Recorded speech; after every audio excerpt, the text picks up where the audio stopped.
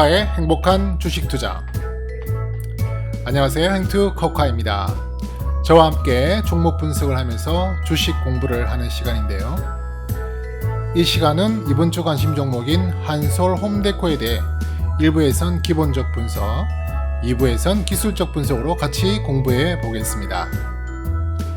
본격적으로 시작하기 전 구독, 좋아요, 알림 설정을 꾹 눌러주시면 제가 더욱 열심히 종목 분석 영상을 올리는데 큰 힘이 됩니다.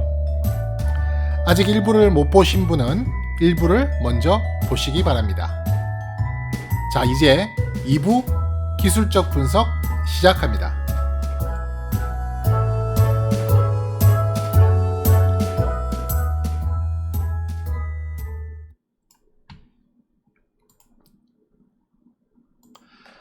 자, 1부 기본적 분석에 이어서 기술적 분석 2부 영상을 시작하도록 하겠습니다. 우리가 기본적 분석에서 한솔 홈데코는 2019년까지의 실적은 그렇게 좋게 평가할 수는 없지만 올해 2020년 들어서 1분기와 2분기의 성장성을 턴어라운드 하는 그런 모습을 확인을 했죠. 그래서 3분기, 4분기도 계속해서 1, 2분기가 같은 모습을 보여준다면 분명히 2020년은 2019년에 비해서 큰 폭의 턴라운드를 보일 수 있다라는 말씀을 드릴 수 있습니다. 그리고 또 하나는 지금 코로나 사태 때문에 많은 뉴스 언론에도 보도가 되었지만 이 부동산의 어떤 매매에 의해서 이사를 한다든지 해서 그런 수요가 많이 발생하지는 못하고 있는 상황이긴 하지만 대신에 그냥 집에 계속 머무르는 시간이 많다 보니 이번 기회에 집의 인테리어를 좀 이렇게 바꿔봐야겠다. 조금 더 업그레이드도 시키고 또 부분적인 개보수도 좀 해야겠다 하시는 분들이 많이 늘어나면서 한솔 홈데코와 같은 인테리어 업체들이 상당히 호황을 보이고 있다는 그런 소식을 많이 들어보셨을 겁니다. 그 호황을 누리고 있다는 게 이제 이 실적으로 바로 나타났던 거죠. 그래서 우리가 기본적 분석 1부에서 그 실적이 분명히 좋아지고 있다. 1분기, 2분기에 큰 성장을 보이고 있다는 그런 모습을 우리가 확인을 했고요. 자, 그렇다면 이제 그런 바탕에서 이 회사는 한번 투자해 볼 만한 가치가 있는 기업이야. 앞으로 성장성이 최소한 3분기, 4분기 또는 내년까지도 이어질 수 있는 가능성을 열어놓고 우리가 기술적으로 어떻게 접근해서 어느 시기에 이 종목을 매수하고 또 매도할까라는 걸 한번 같이 공부하고 분석해 보도록 하겠습니다. 일부 영상에서 우리가 잠깐 보셨던 건 뭐냐면 전체적으로 실적에 대한 그 그래프를 우리가 확인했고 그 실적에 따른 또 가격의 변동을 우리가 확인했는데요. 2020년이 들어오면서 확실한 건 지금 주가가 급반등을 보이고 있습니다. 특히 지난주에 발생했던 상한가 덕분에 큰 폭의 그 주가가 상승한 모습을 보였는데요. 대신에 이제 저가 부분이 지금 2020년에 들어서도 그 초반기 2020년 초반기에는 또 이 저가가 많이 떨어졌던 부분도 있죠. 근데 제가 볼 땐 더 이상 저가는 만들어지질 않을 것 같고요. 이 고가가 어떤 식으로, 그러니까 이 주가가 이 고가를 어떤 식으로 뚫고 올라가면서 고가가 위로 형성되느냐가 이제 관건이 되겠죠. 기본적 분석에서 보여드렸던 부분 중에 이제 하나 우리가 이제 이 기술적 분석으로 좀 연관이 되는 게 뭐냐면 적정 주가인데요. 적정 주가는 많은 그 적정 주가를 산출해내는 공식들이 있습니다. 어떤 사람은 이 방식으로, 어떤 사람은 저 방식으로, 또 우리가 이 정권 방송 같은 걸 보면 목표 주가를 얼마로 설정하고 하는 여러 가지 그 내용들, 또 각 정권회사나 또 연구소에서 각 종목에 대한 목표 주가를 또 발표를 하죠. 그 목표 주가를 이렇게 선정을 할 때는 그 나름대로 자기들만의 노하우를 가지고 그 목표 주가를 선정을 합니다. 저도 나름대로 여러 내용들을 검색하고 공부하고 하면서 저도 저 나름대로의 노하우를 가지고 저만의 방식으로 이 목표, 그러니까 목표 주가라기보다는 이제 적정 주가를 산출을 해내고요. 그 적정 주가를 가지고 이제 어떤 수준의 그 변동성을 확인할까 하는 부분으로 내용을 확인합니다. 적정 주가는 지금 한솔 혼데코에 같은 경우 저는 1604원을 현재 적정 주가로 예상을 하고 있고요. 적정 주가로 보고 있고, 그 다음에 아니에요, 죄송해요. 적정 주가는 1413원이고요. 여기 있죠. 적정 주가는 1413원이고 고점 밴드는 2194원에, 그 다음에 저점 밴드는 957원. 네, 이렇게 지금 예상을 합니다. 그래서 요걸 제가 이 금액을 우리가 보는 차트에 제가 표시를 하는데요. 저는 주로 주봉을 이용한다고 말씀을 드렸고요. 주봉상에 한솔 홈데코의 적정 주가를 1413원으로 제가 보고 있고요. 고점 밴드는 2194원. 네, 지금 뭐 여기 정도 되고요. 그 다음에 저점 밴드는 957원으로 제가 입력을 합니다. 이렇게 선을 그어 두는 거죠. 그렇다면은 지금부터 고점 밴드까지에는 약 한 40%의 성장의 여력이 있다 라고 보는 거고요. 하락 부분은 지금부터 또 한 40%의 하락의 여지도 있다 라고 제가 봅니다. 1413원은 지금 이미 그 적정 주가보다는 지금 오늘 1575원으로 종가를 마쳤으니까 사실상 1413원보다는 고가에 있는 거죠. 중요한 건 여기서 말씀드리는 적정 주가, 고점 밴드, 저점 밴드의 가격이 저만의 계산법에 의해서 만들어 놓은 일종의 참고 사항이지, 이 가격이 목표 주가나 이 가격이 절대적이지는 않습니다. 그걸 누가 맞춰요?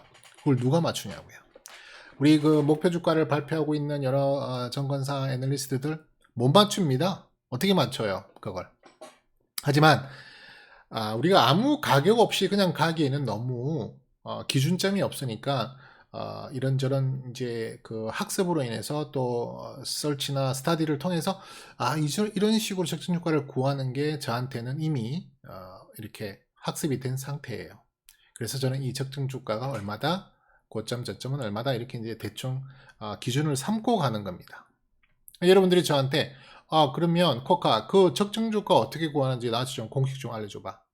고점 밴드 저점 밴드는 어떤 식으로 구하는지 나한테 좀 알려줘봐. 죄송하지만 제가 알려드릴 수는 없습니다. 왜냐하면 설명드리기도 상당히 복잡할 뿐만이 아니라 여기에는 저만의 노하우 이것저것들이 많이 같이 녹혀져 있기 때문에 단순하게 어떤 뭐 공식이다 이렇게 설명하면서 가기에는 제가 너무 건방지기도 하고 또 너무 위험하기도 합니다. 그래서 이건 저만의 기준점이라는 걸 말씀드리고요. 이 자체가 어떻게 개발된 건, 어떻게 산출된 건 그냥 더 이상 이렇게 많이 궁금해 하시지 마시고, 저는 이런 기준점에 의한 금액대를 하나 설정해 놓고 간다라는 것만 아시면 되고요. 난 저 적정 주가를 어떻게 구하는지 꼭 배워야 돼서 나도 그 적정 주가를 따라가야지, 그렇게 하시지는 말라고 부탁을 드리겠습니다. 자, 일단 제가 그냥 간단하게 적정 주가, 그 다음에 고점 밴드, 저점 밴드는 제가 차트상에 이렇게 표시를 해뒀습니다. 고점 밴드는 빨간색으로, 저점 밴드는 파란색으로, 적정 주가는 초록색으로 표시를 해두었습니다. 자, 지금 보시는 것은 한솔 홈데코의 주봉인데요. 저는 여러 가지 보조 지표를 다 봅니다. 보조 지표를 다 보는데, 물론 보조 지표는 말 그대로 보조죠. 그러다 보니까 보조 지표를 그냥 참고로 본다는 겁니다.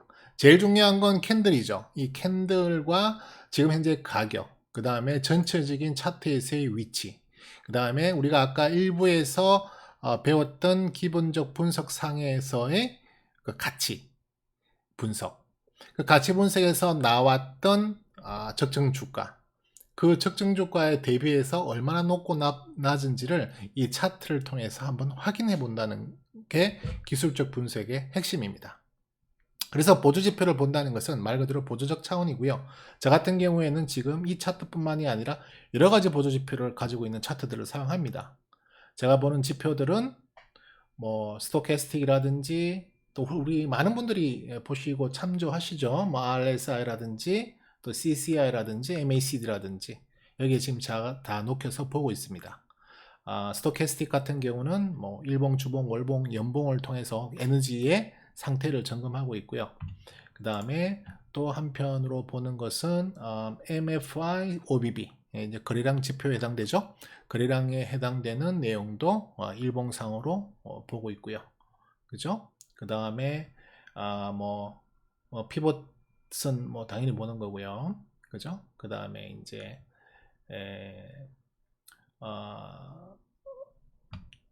또 제가 하나 보는 지표가 바로 DMI 지표. 그죠? DMI 지표도 보조 지표로서 활용을 하고 있고요. 이 설정 방법은 또 사람들마다 다 개인적인 편차가 있습니다. 제가 또 좋아하는 또 제가 쭉 그동안 연구하고 또 경험해본 데이터를 가지고 저 나름대로 또 설정을 약간 달리 하는 부분들도 있고요. 그 다음에 저는 또 뭐 이격도도 다 확인을 하고 있고요. 그죠? 또 공매도 부분도 확인을 하고 있고요. 또 차트 중에서 헤이킨 차트라는 것이 있습니다. 예, 그 헤이킨 차트를 통해서 제가 또 확인하는 부분들이 있어요. 그래서 일봉상의 헤이킨 차트도 보고 있고 월봉상의 주봉상의 헤이킨 차트도 보고 있습니다.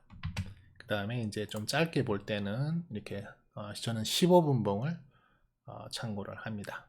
제가 오늘 이걸 다 설명을 드릴 수는 없고요.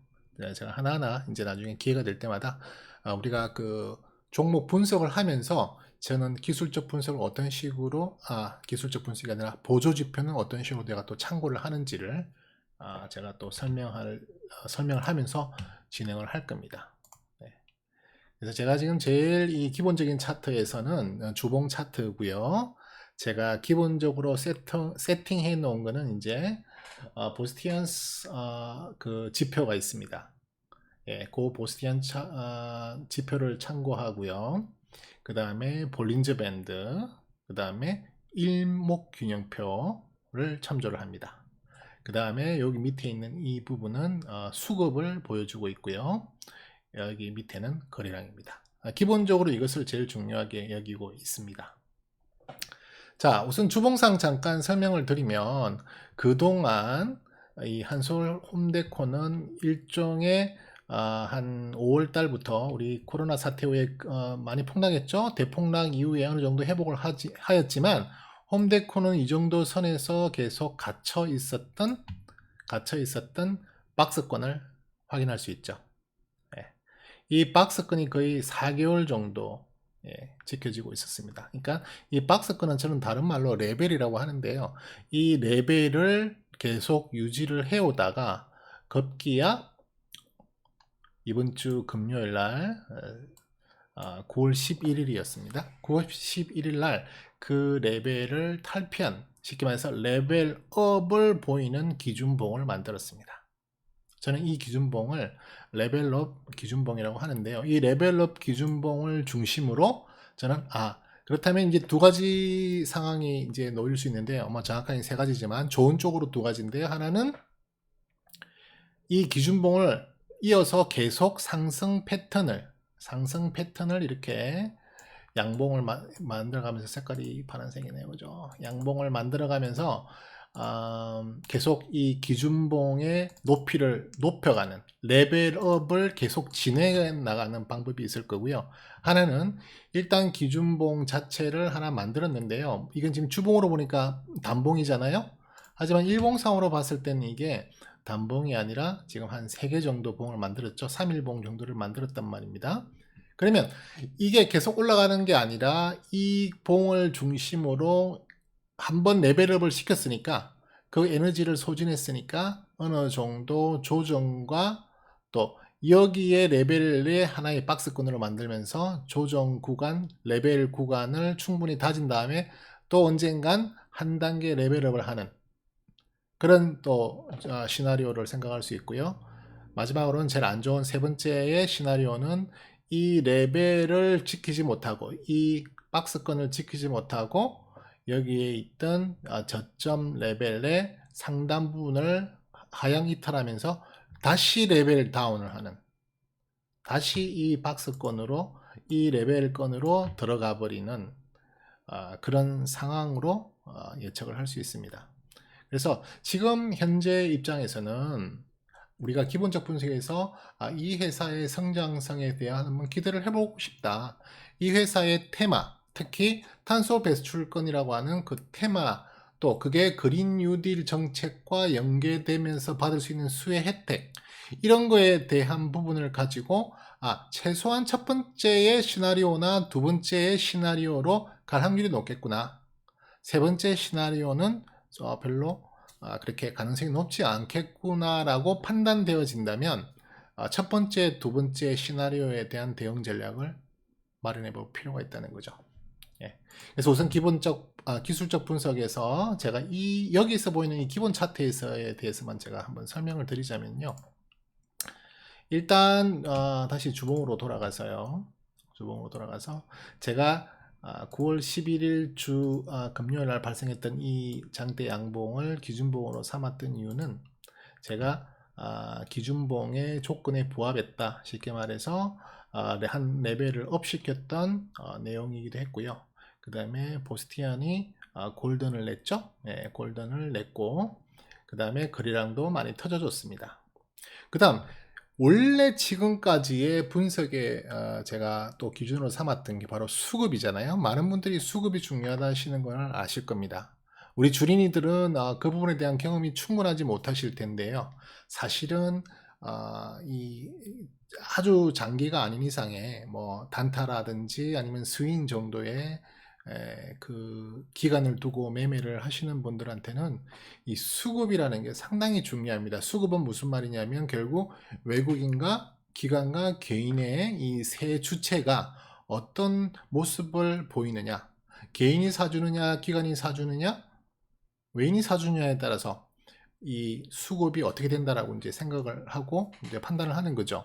근데 기본적으로 일반적으로 우리가 그동안에 배워왔고 경험해 왔던 건 뭐냐면 가격을 상승시키는 주체는 외국인 또는 기관이었던 상황이 많았어요. 개인이 가격을 계속 끌어올리는 경우는 거의 없었습니다. 개인들은 본능적으로 언제 주식을 많이 사냐면 주가가 떨어질 때 주식을 밑에 받쳐놓고 많이 삽니다. 그러다 보니까 주식이 떨어지는 하방 추세를 보일 때 개인들은 끊임없이 밑에 걸어놓고 밑에 걸어놓고 밑에 받쳐놓고 하면서 그 그 주식을 다 받아먹는 거예요. 외국인이나 기관 같은 세력들이 물건을 파는 걸 개인들은 밑에서 받아먹습니다. 외국인들과 기관들은 물량을 받쳐놓고 기다리는 것보다는 공격적으로 물량을 매수 또는 매도를 합니다. 왜냐하면 그들은 하루에 처리해야 할 금액이 상당히 크고 정해져 있습니다. 오늘 15억을 소진해야 돼. 오늘 50억을 소진해야 돼. 오늘 50억을 매수해야 돼. 오늘 50억을 매도해야 돼. 이런 큰 금액의 규모에 대해서 거래를 하는 주체이기 때문에 가만히 기다려놓고 기다릴 수가 없다는 거예요. 걔네들이 방향성을 정하면 오늘 50억을 팔아야 된다, 오늘 100억을 팔아야 된다라고 판단되면 꾸준히 하루 종일 100억치를 팔기 위해서 매도 시도를 하는데요. 그러다 보니 밑에서 받치고 있던 개미들은 사지게 되는 거예요. 기다리고 있다가 철커덕철커덕 매수 체결, 개인 입장에서는 매수 체결이 되어버리는 거죠. 그러다 보니까 일반적으로는 개인들은 주식이 떨어질 때 사고 외국인이나 기관들은 주식이 오를 때 산다라는 게 일반적인 통설이었고 수급 분석을 할 때는 주로 그렇게 해왔어요. 그런데 이번 코로나 사태 이후에 우리 개인들의 매매 성향이 상당히 많이 바뀌었습니다. 엄청난 유동성으로 인해서 많은 자금들이 주식시장으로 흘러 들어왔고 그러다 보니 개인들도 지금 주식을 사야 한다는 입장에서의 공격적인 매수 행태를 보이고 있는 거예요. 그러다 보니까 외국인과 기관이 그 매매 행태가 사실은 약간 반대의 모습을 보이고 있습니다. 3월 코로나 사태 폭락 이후에 줄기차게 외국인들이 계속 매도 포지션을 잡고 가는 것을 보면 충분히 이해가 되실 겁니다. 그래서 여기에 보시는 이 수급 차트는요, 사실은 제가 어떤 식으로 이 차트를 운영하고 보여드리고 있냐면, 이건 사실은 개인의 수급입니다. 개인의 수급을 뒤집었어요. 다시 말씀드리면은, 개인이 사면 이 차트는 떨어지는 걸로, 그렇게 거꾸로 보기로 해놨다는 겁니다. 그렇다면 저는 개인과 기관과 외국인 이렇게 크게 두 주체로 보는 거죠. 원래는 개인, 기관, 외국인이라는 세 주체가 있지만 저는 두 주체로 보는 겁니다. 두 주체로 볼 때 개인 아니면 외국인, 기관이 한 편이 되는 거죠. 그렇다면 개인이 물건을 팔았다면, 물량을 팔았다면 기관이나 외국인 중에 누구 하나가 그 물량을 받아서 샀겠죠. 지금 마지막 주에 보셨던 이 매매 행태는 지금 음봉으로 마이너스로 제가 지금 기록을 하고 있습니다. 이건 반대로 수급은 개인들이 물량을 많이 샀다라는 걸 보여드립니다. 자, 이만큼의 주가가 올라갔는데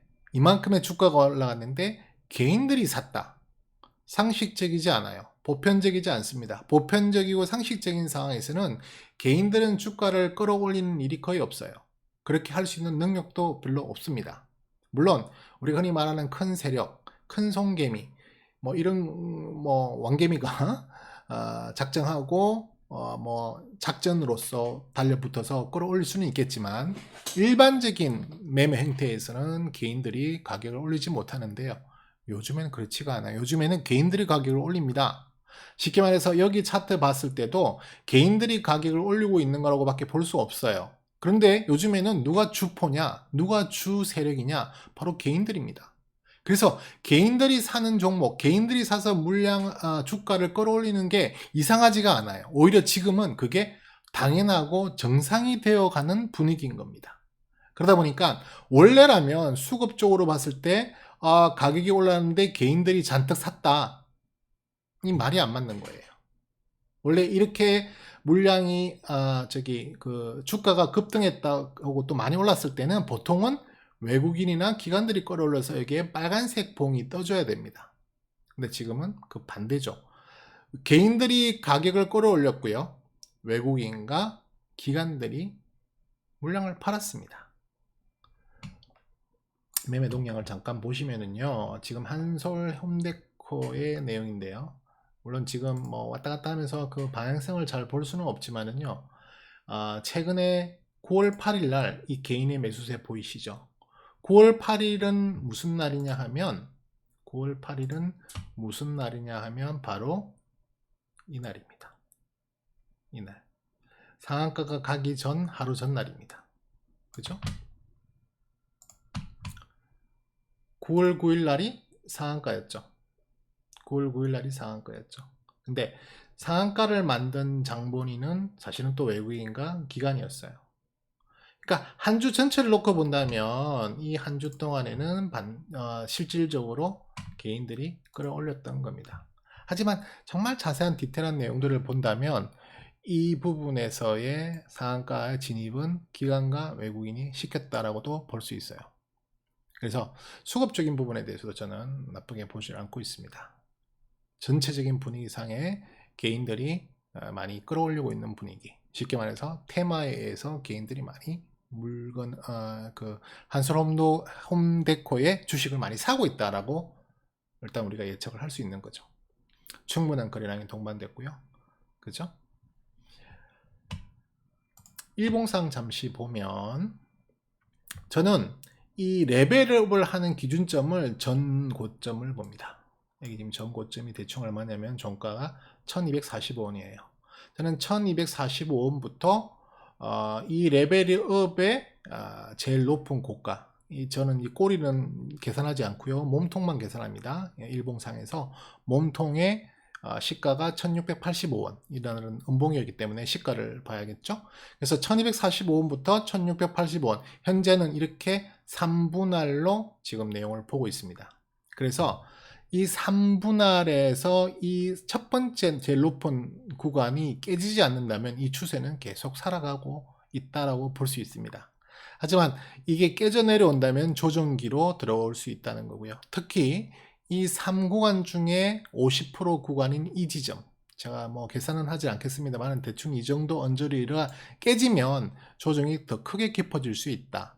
그래도 불구하고 저는 이 라인과 1392원의 라인과 이 레벨의 시작 단계였던 1245원의 단계를 조정받을 시에 큰 지지로 볼 겁니다. 그래서 저는 만약에 이 종목을 매수를 한다면 일단 1538원, 1392원, 1245원 언저리에서 일단 분할 매수 전략을 취할 거고요. 반대로 내려왔다가 조정이 끝나고 혹시 올라간다는 모습이 보인다면 다시 이 저항 구간, 이번에는 이제 이게 지지가 아니라 저항이 되겠죠. 이 저항 구간을 돌파할 때마다 또 추매 분할 매수 전략을 취하게 됩니다. 그러면 저는 최소한 이 종목을 이 두 구간대에 대략 5번 또는 6번 분할 매수 전략을 취할 거고요. 자, 이번 레벨의 제일 고점 부분을 타치하기 시작할 때부터 이제 반대로 5번 또는 6번 사졌던 그 물량들을 반대로 5번 또는 6번을 나눠서 분할 매도를 시연할 겁니다. 그게 이 기술적 분석에서의 첫 번째 분석입니다. 그래서 일단 오늘은 제가 기술적 분석에서 말씀드렸던 거, 오늘의 기술적 분석에서 말씀드렸던 거는 수급적인 부분을 조금 설명을 드렸고요. 그 다음에 그 레벨의 한 레벨을 3등분해서 그 레벨에 각각 물량을 일정한 비율씩 담는다. 어떤 분들은 여기 한번 쿵 박아버리고 여기 한번 쿵 사버리고 그걸로 끝날 수도 있겠죠. 근데 저는 주식은 정말 아무도 알 수 없다. 주식 가격은 아무도 맞출 수 없다라는 기본적인 전제를 바탕으로 분할 매수와 분할 매도 전략을 철저히 지킵니다. 그러다 보니까 지금 이 현재 상황에서는 이 구간의 저항점 또는 지지점, 이 구간의 저항점 또는 지지점, 제가 저항 또는 지지라고 말씀드린 거는 내려갈 때는 이게 지지가 되겠지만 올라갈 때는 저항이 되겠죠. 그래서 이런 저항점을 기준으로 삼았다는 거예요. 여기에 특별한 무슨 의미를 두는 게 아니라 한 3등분 정도 나눠서 기준선을 하나 마련한다는 거죠. 그래서 그 기준선을 통해서 매매를 분할 매수 또는 분할 매도를 해본다는 겁니다. 그래서 오늘 기술적 분석은 여기서 두 번째 2부 순서는 마치고요. 제가 웬만하면 한 영상당 한 20분에서 30분을 안 넘기려고 하다 보니 시간이 쫓기는 부분이 있는데요. 지금 기본적 분석 1부가 끝났고 기술적 분석 2부가 끝났고 나서 한솔혼데코는 더 이상 종목 분석을 하지 않는 게 아니라 제가 기회가 될 때마다 앞으로 상황의 변화에 따라서 이 한솔홈데코의 영상 팔로업 영상을 이제 추가적으로 붙게 됩니다. 그래서 팔로업 영상이 만들어질 때마다 그때는 기본적 분석과 기술적 분석을 업데이트 해가면서 또 다른 관점에서의 기술적 분석, 또 다른 관점에서의 기본적 분석. 물론 기본적 분석은 크게 변할 게 없어요. 하지만 지금 한솔홈데코 같은 경우에는 컨센서스가 없기 때문에 뭐 기본적 분석이 더 이상 크게 변화가 될 게 없지만 좀 큰 종목들, 컨센서스가 있는 종목들 같은 경우에는 그 컨센서스가 뭐 빠를 때는 하루에 한 번씩 새로운 사업 리포트가 발표되면서 컨센서스가 바뀌죠. 컨센서스라고 하는 건 여러 기관들의 평균 합입니다. 그 평균이기 때문에 한 군데 두 군데가 리포터가 나와서 목표 주가를 변경하거나 또 그 잠정치를 변경할 때마다 그 컨센서스는 변하게 되죠. 그래서 그 컨센서스가 상방으로 변하는지 하방으로 변하는지에 따라서 또 그 상방과 하방에 관련되어서 주식의 주가가 어떻게 움직이냐는 것을 같이 확인해 가면서 계속 팔로우를 할 수가 있습니다. 근데 지금 한솔홈데코 같은 경우에는 컨센서스가 없기 때문에 사실은 3분기 실적을 발표하는 10월 중순 전까지는 사실은 기본적 분석에 큰 다른 변화는 없겠지만 기술적 분석에 대해서만큼은 매일매일 주가가 바뀌기 때문에 제가 한 번씩 그 부분에 대해서 팔로우를 할 영상을 찍어서 올려드릴 겁니다. 그래서 한솔홈데코가 1부, 2부로 끝나는 것이 아니라 앞으로 지속적으로 이 종목이 저의 포트에 관심 종목으로 있는 한은 계속해서 팔로업 영상을 찍어 드릴 겁니다. 그래서 제가 다음 또 기회가 될 때 한솔홈데코의 팔로업 영상을 또 올려드릴 것을 약속하면서 한솔홈데코 기술적 분석 2부의 큰 틀에서는 오늘 여기까지 설명을 드리겠습니다. 감사합니다.